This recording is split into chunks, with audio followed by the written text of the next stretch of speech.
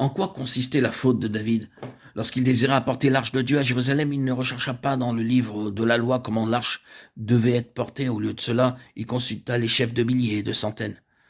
Selon le livre des Nombres, chapitre 4, versets 4 à 15, l'arche devait être portée par les Lévites. Dieu n'avait jamais demandé à Israël de la transporter sur un char à bœufs. David et ses conseillers l'avaient appris de la part des Philistins circoncis.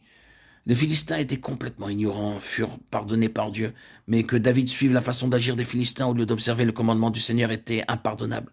Ceci devrait nous enseigner. Innover pour exprimer notre zèle à Dieu et ne tenir aucun compte de la parole de Dieu et de sa volonté ne durera pas longtemps. Quelque chose se produira obligatoirement. Au début, il peut y avoir de la musique et des danses, beaucoup d'enthousiasme et une foule nombreuse, mais rapidement tout cela cessera. Tout ce qui est motivé par une passion temporaire, mondaine, ne plaît pas au Seigneur. Dans tout ce qui concerne la vie du croyant et de l'Église, Dieu ne permet aucun toucher de la chair de l'homme, ni aucune altération de ce qu'il a établi. Il est indéniable que Uza étendit sa main pour maintenir l'arche. Nous ne pouvons pas douter de son amour et de son zèle pour elle. Cependant, nous savons que Dieu ne fut pas satisfait. Il ne permit pas que Uza touche à l'arche avec une main charnelle.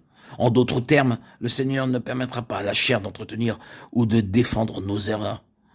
Nous pouvons estimer que nos pensées sont meilleures que les voies que Dieu a déterminées à notre égard. Cependant, il ne nous est pas permis de persister dans nos voies. Nous ne pouvons que suivre ce que Dieu a établi. Autrement, nous subirons les conséquences du jugement divin. Quelques-uns demanderont peut-être pourquoi nous ne voyons pas le jugement de Dieu dans l'Église, là où beaucoup ont substitué les moyens charnels à la volonté de Dieu.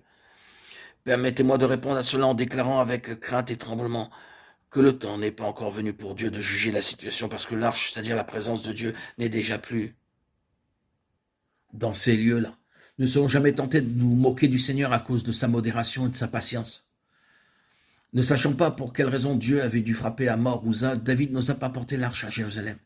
Mais lorsqu'il entendit que l'Éternel avait béni la maison d'Obed-Édom à cause de l'arche, David se mit en route et fit monter l'arche de Dieu depuis la maison d'Obed-Édom jusqu'à la cité de David, au milieu des réjouissances. 2 Samuel 6, 12 et 1 Chronique 15, 25. Cette fois, ce fut différent. En cette occasion, David avait soigneusement préparé le transport de l'arche, en déclarant que l'arche de Dieu ne doit être portée que par les Lévites, car l'Éternel les a choisis pour porter l'arche de Dieu et pour en faire le service à toujours.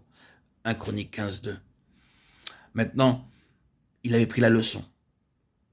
La première fois, il pensait pouvoir agir comme avaient fait les Philistins, mais cette fois-ci, il savait qu'il devait servir Dieu selon Dieu et non pas à la manière des hommes.